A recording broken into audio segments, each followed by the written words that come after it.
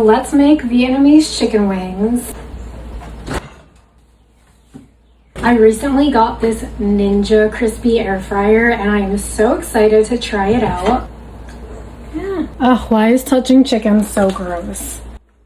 So I mix salt, pepper, and garlic powder and pour it all over the chicken. Now I'm just kind of like massaging it in there.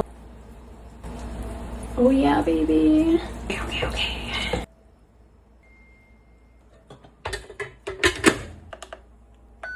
I'm gonna let that air fry for like 24 minutes and I'm gonna flip it halfway through. Woo, here it goes. Been 12 minutes, so we're gonna flip them over. How do I do this? Alright. Ooh, that's not good. Now we make the sauce by adding garlic, whatever spicy pepper you have, lime, honey, fish sauce, sesame oil, and green onion. Okay, these are done. Ooh, it's hot.